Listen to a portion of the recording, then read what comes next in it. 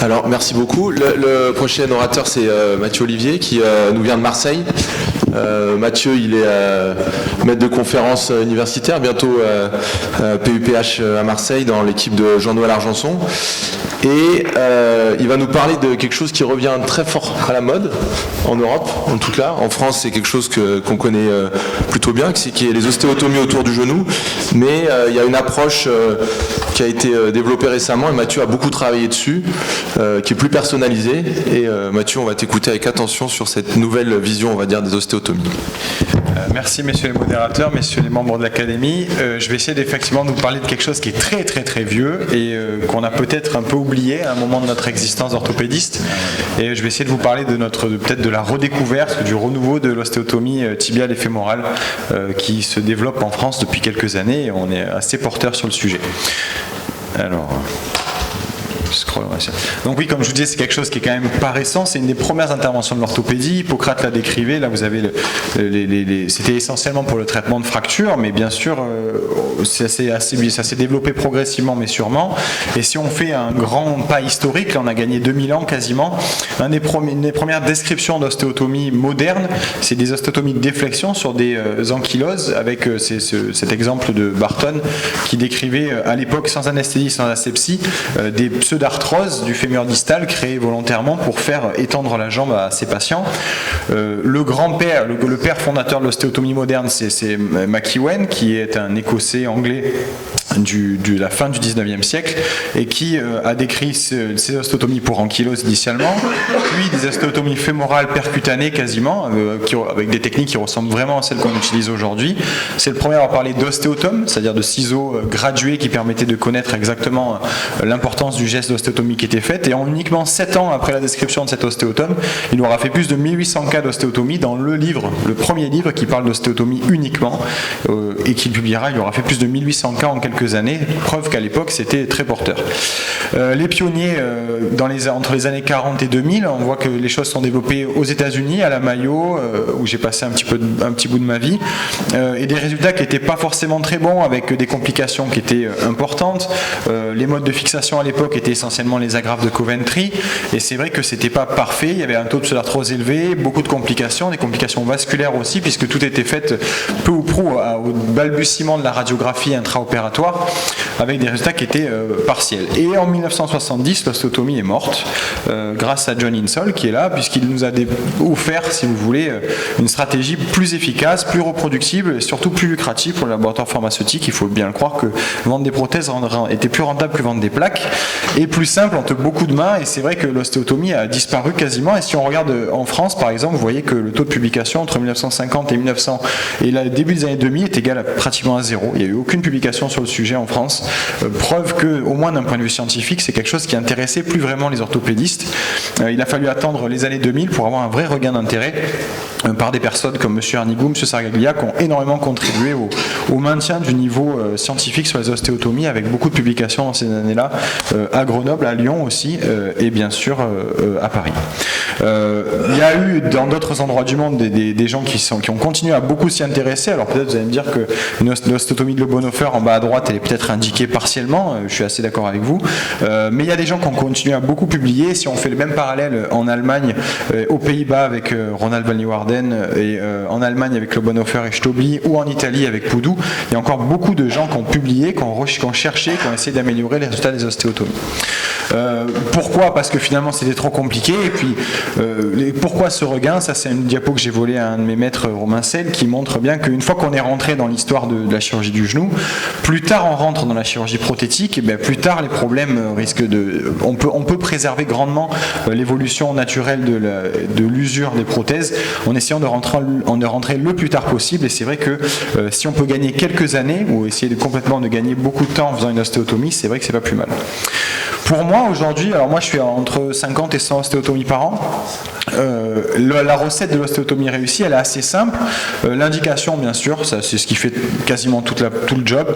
Le planning, qui est également directement lié à l'indication, qui va compter pour moi pour quasiment 20% de la réussite. Et après, la chirurgie, il y a des techniques qui doivent être adaptées, modernes, on va dire. Un comblement si on fait une ouverture, et enfin une correction qui doit être la plus adaptée possible à l'anatomie qu'on va retrouver chez les gens. Par exemple, dans ce cas-là, vous avez un cas classique de triple varus avec bien sûr une indication d'ostéotomie qui est très bancale. Vous avez une usure qui est os contre os, une déformation qui est à la fois extra et intra-articulaire. Donc ça, ce sont des mauvaises indications d'ostéotomie, des indications qui sont borderline.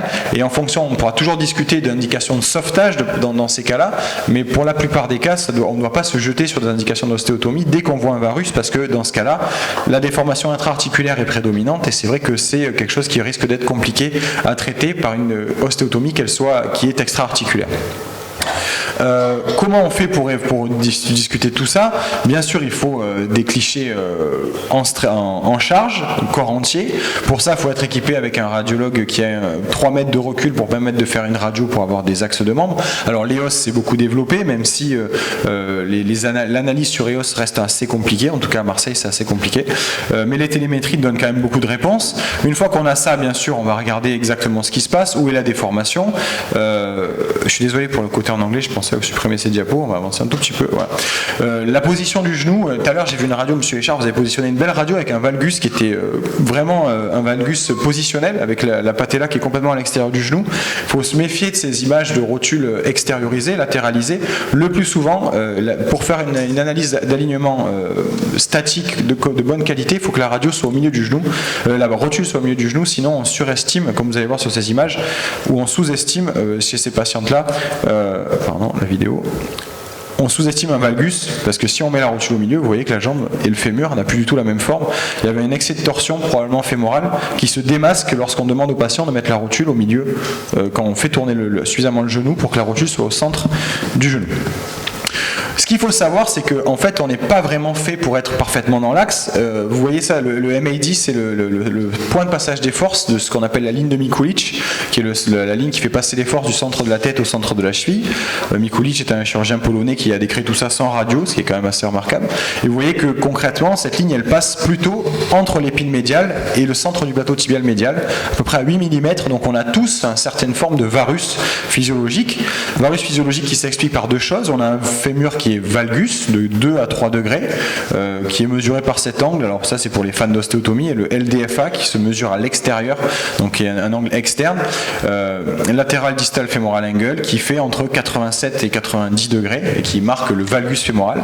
À l'inverse, nous avons un varus tibial. Ça a été bien décrit dans beaucoup d'études, et vous voyez que ce varus tibial MPTA, pareil, entre 0 et 3 degrés de varus dans le tibia.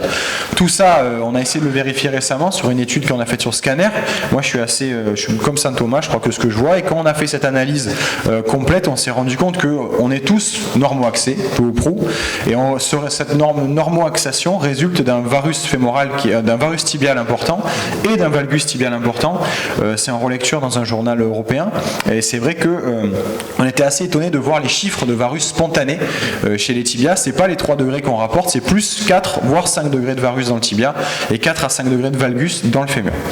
Alors comment on fait pour planifier une ostéotomie en 3 dimensions? C'est un peu le topic.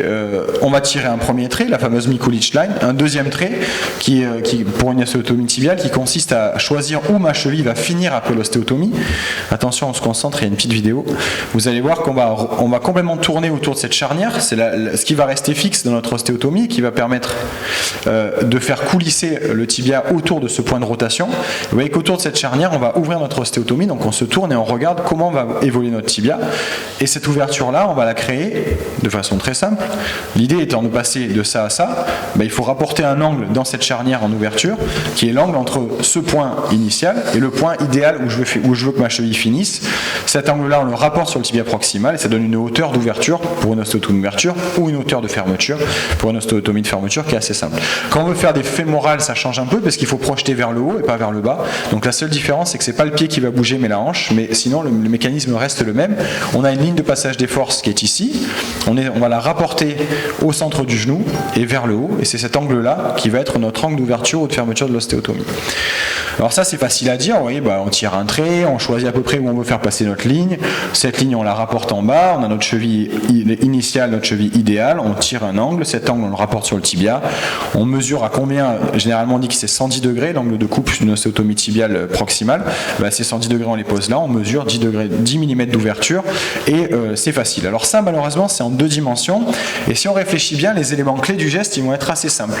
Il y a un endroit où je vais rentrer ma scie, un endroit où elle va arrêter de couper, un endroit où la façon dont ma scie va être orientée par rapport à l'axe mécanique du tibia en frontal et en sagittal, où je vais rentrer ma cale, si je fais une ouverture, ou comment je vais orienter ma scie, si je dois mettre un deuxième coup de scie pour faire une fermeture, et enfin, la position et l'intégrité de la charnière rotatoire, qui est quand même l'élément clé de l'ostéotomie. Et si on réfléchit bien, en tant que chirurgien, on joue qu'avec 2 choses, comment on met le coup de scie et comment on protège la charnière. La hauteur de coupe, vous voyez sur cette vidéo, où est-ce que je démarre ma coupe à angle fixe, vous allez voir que ça ne change pas grand-chose. Si je modifie ma charnière de plus de 5 cm, vers le haut ou vers le bas, je vais modifier mon angle dans le plan frontal uniquement de 1 degré. Donc peu importe où vous allez couper, vous aurez à peu près la même correction à condition que vous rapportiez encore une fois le même angle que vous voulez corriger. Ça c'est le point 1. Ce que ça va créer par contre c'est des fractures de charnière. Si vous coupez trop haut, vous allez passer à travers l'articulation. Si vous coupez trop bas, vous allez passer sous la tibiofibulaire, donc vous aurez un risque de charnière qui est plus élevé. La position de la charnière a une place prépondérante dans mon esprit parce que je joue beaucoup avec, parce que je fais beaucoup de séquelles d'instabilité du genou.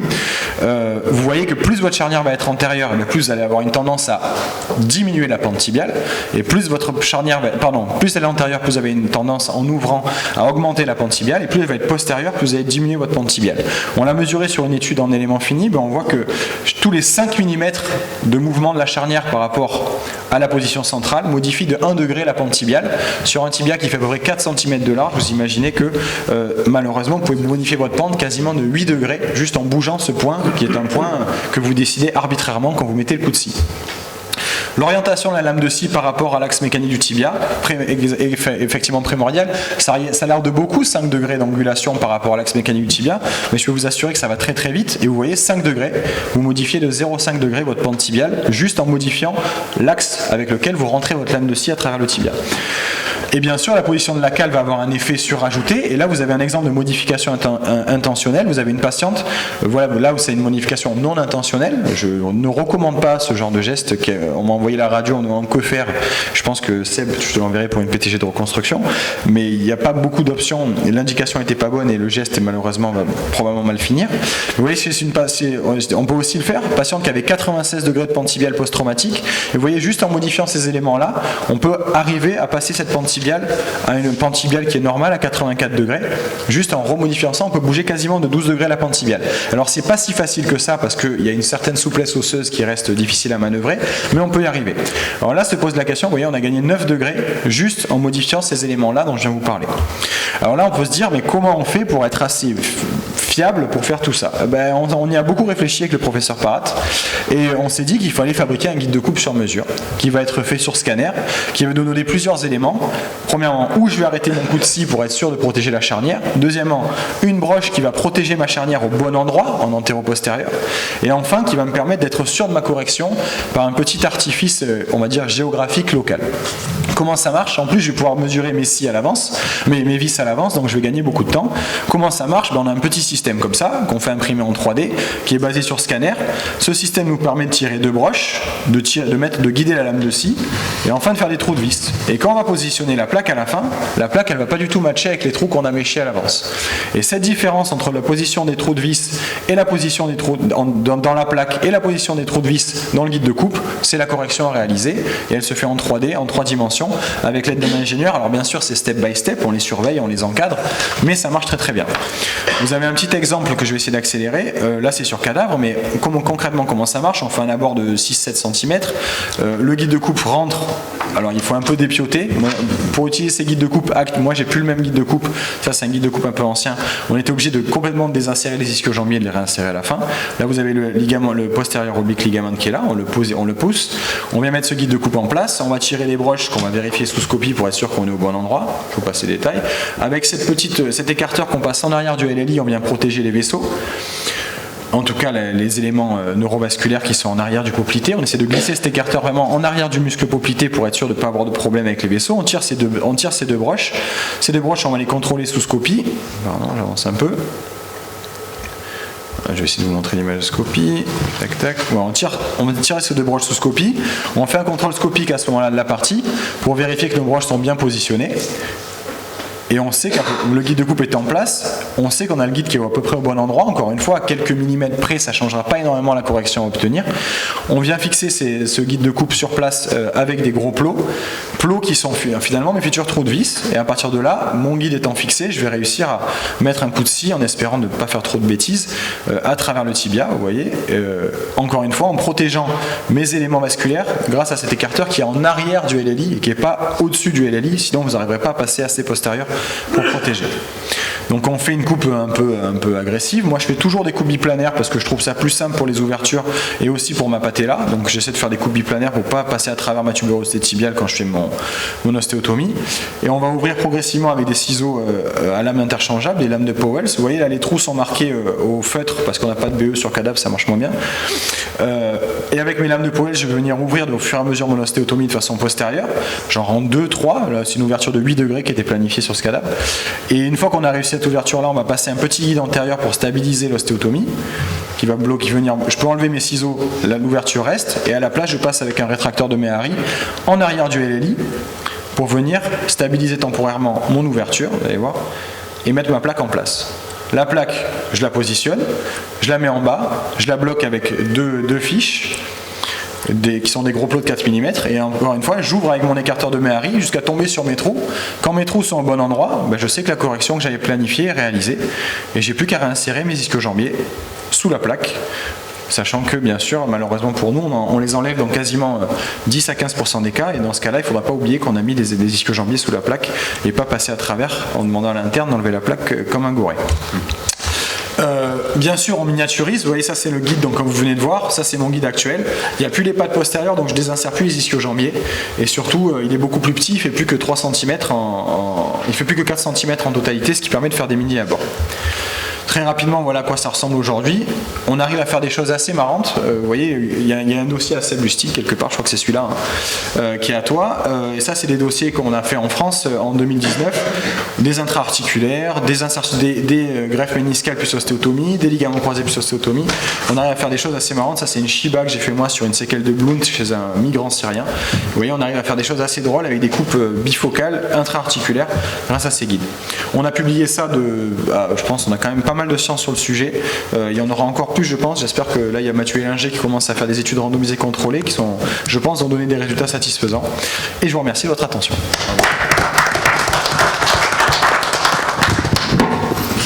Merci beaucoup Mathieu, tu n'avais pas beaucoup de temps pour nous montrer tout ça, mais c'est vrai que ça a un peu redonné de la lumière sur cette chirurgie conservatrice qui fait le pendant à la chirurgie prothétique, comme tu l'as dit, qui avait pris beaucoup d'essor, mais qui moi je trouve extrêmement intéressant. Est-ce que vous avez des questions ?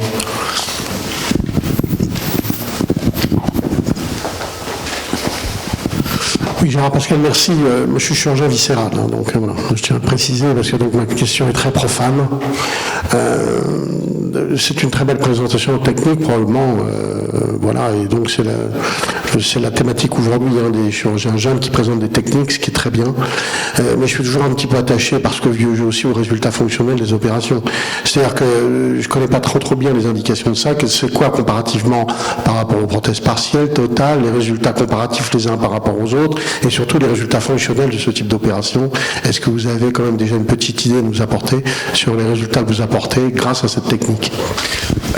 Merci pour cette question. C'est vrai qu'il ne faut pas que ce soit sympa que pour le chirurgien, comme on dit. Mon patron il dit souvent il faut mieux que les interventions soient sympas pour le chirurgien et pour le malade, parce que si c'est drôle que pour toi, ça ne marche pas longtemps. Effectivement, alors on vient de publier un article sur les prothèses partielles versus ostéotomie. Alors c'est un peu délicat parce que ce n'est pas du tout les mêmes indications. Les ostéotomies s'adressent à la correction de déformations extra-articulaires, donc c'est des gens qui ont des varus tibiaux métaphysaires importants, qui ont des répercussions articulaires, mais dans l'arrière-pensée, c'est pas de corriger ce qui se passe dans l'articulation, c'est de corriger ce qui se passe à l'extérieur de l'articulation, un peu comme une voiture serait passée au marbre, vous avez une erreur de paralysme, on corrige le paralysme, mais on ne répare pas les pneus. Réparer les pneus et mettre un pneu en métal, comme une prothèse partielle, ça s'adresse à corriger une déformation intra-articulaire. Et les prothèses partielles ne visent pas à corriger les déformations extra-articulaires. Donc pour moi, le mismatch n'existe pas. Enfin, l'overlap des deux indications n'existe pas. Donc chez des gens qui ont des grosses déformations extra-articulaires avec une arthrose débutante, ça marche du tonnerre. Beaucoup mieux que les prothèses partielles. Parce que si vous voulez, premièrement, on garde un genou natif, Et on garde un genou qui a une capacité physiologique quasiment identique à celle qu'elle avait avant le début des symptômes. On vient de publier un papier sur prothèse partielle versus ostéotomie. Encore une fois, ce n'est pas les mêmes indications. On a 20% des gens qui arrivent à recourir avec une prothèse partielle, 50% après une ostéotomie. Je parle juste, c'est des gens qui voulaient courir et dont une des demandes était le sport. Mathieu, j'ai 2 questions à poser. Une première question, qu'est-ce que tu utilises comme cale? Est-ce que c'est une allogreffe? Est-ce que ces cales sont pré-programmées, découpées, à ta disposition? Et deuxièmement, il y a beaucoup d'anomalies qui sont à la fois dans le plan frontal et également rotatoires. Alors, étant donné que ta charnière ne peut pas bien bouger de l'autre côté, quand tu as une anomalie rotatoire associée, tu veux faire une petite correction de la rotation, comment fais-tu? Merci beaucoup, M. Caton. C'est des excellentes questions qui illustrent bien tous les problèmes qu'on peut avoir en essayant de projeter une correction triplanaire dans un scanner ou une radio, ce qui est très difficile. Alors ça marche aussi pour les corrections torsionnelles. J'ai déjà fait des corrections triplanaires, c'est-à-dire une correction de pente, une correction de varus et une correction de torsion. On le voit dans les triples déformations de Judet, dont un des membres de la famille est dans la salle. Donc sur les déformations torsionnelles majeures, fémorales et tibiales, ça marche aussi très bien, c'est-à-dire que c'est juste que le planning intègre une composante différente qui est la torsion. Alors définir la torsion, c'est quelque chose qui est extrêmement complexe, mais encore une fois, en France, on est plutôt fort en torsion. Ça, c'est pour la question 1. Donc on peut faire des corrections triplanaires. Je dirais que, comme toujours, plus on rajoute de la complexité au système, plus il a des chances de se rater. Et il faut quand même... Ça marche très bien en monoplanaire, ça marche bien en biplanaire.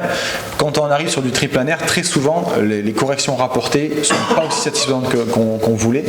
On a une précision qui est de l'ordre du degré en frontal, en sagittal. Par contre, on est en train d'analyser notre triple déformation de Judet justement en correction. On est plutôt de l'ordre de 2 degrés de précision en torsion sur ces systèmes-là. Donc on voit que, est-ce que c'est parce que c'est des corrections qui sont horizontales et que donc le système des plots marche moins bien, parce que ça reste des trous. Mais en tout cas, on est moins précis en torsion que ce qu'on est en frontal et en sagittal avec ces systèmes-là. Peut-être aussi que les scanners en torsion sont très imprécis également, puisque c'est des coupes. Et concernant les cales, moi je suis un grand passionné de l'allogreffe parce qu'on a la chance que ce soit gratuit, en tout cas hors GHS en France. Donc j'ai systématiquement une tête de banque dès que je passe les 6 degrés d'ouverture. Sinon je ne comble pas jusqu'à 6 degrés d'ouverture. Je fais appui total immédiat et la plupart de mes ostéotomies sont en ambulatoire aujourd'hui. Donc je suis un confiant. J'ai pas eu de perte de correction à partir du moment où il y a vraiment ces greffes pas tricorticales, mais en tout cas c'est des têtes fémorales de PTH que j'utilise. Et on est en train de réfléchir avec un laboratoire pharmaceutique français à faire fabriquer ces cales qui existent déjà. Oui, parce que bon, si tu utilises des greffes crayon conservé, je suppose que tu coupes ta cale toi-même. Mais c'est vrai que si tu utilises des allogreffes avec, aujourd'hui, il y a des banques d'os en France qui te permettent d'avoir des coins. Voilà, c'est quand même pratique. C'est la question que je voulais te poser. Je pense qu'on va y venir parce que quand même 1 252 € hors taxe, ça fait cher pour quelque chose dont je jette les 3 quarts à la fin de l'intervention. Je suis d'accord avec vous. Au moins sur le plan de la société, c'est un peu bizarre de se dire qu'on jette 3 quarts de la greffe qu'on a commandée, quoi. Henri, pardon. William. Merci, oui. Bravo, félicitations, parce que je trouve que c'est une voie d'avenir, certainement. En particulier, ce qui m'intéressait, c'est la possibilité d'ostéotomie intra-articulaire, de calculer. Je ne sais pas si vous en avez fait beaucoup. Ma question porte sur, est-ce que vous avez fait la même chose pour les ostéotomies fémorales basses? Oui, tout à fait. Mercredi prochain, j'ai une bifocale. Donc oui, on le fait. Alors moi, je ferme systématiquement en fémoral parce que s'il y a des habitués de l'ostéotomie fémorale dans la pièce, c'est beaucoup plus, on va dire, c'est difficile techniquement, les erreurs sont impardonnables au fémur. Une fracture de charnière fémorale, c'est une catastrophe. Ça impose le plus souvent d'aller au moins mettre une agrafe en face pour stabiliser le site d'ostéotomie. Donc les ostéotomies fémorales, moi chaque fois que je ferme mes ostéotomies fémorales, j'ai un petit peu le cœur qui accélère. Alors que sur les tibias, bon, on en fait quand même beaucoup, donc on a une certaine habitude. Ça marche aussi pour les fémorales et ça marche aussi pour les dérotations fémorales, bien sûr. Avec les problèmes que les plaques étant beaucoup plus grosses, les plaques fémorales, le guide est beaucoup plus volumineux aussi. Donc pour faire les techniques percutanées de l'Oberhofer avec au fémur, moi ça fait des gros abords au fémur, je trouve. Henri Judet. Henri Judet, oui. Bonjour. y a deux questions que nous posent les malades, en fait, quand on propose une ostéotomie, c'est pas nouveau, qu'on la met en balance avec une prothèse. Premièrement, c'est quelle va être la durée de remise en charge et de reprise d'activité, ça c'est très important.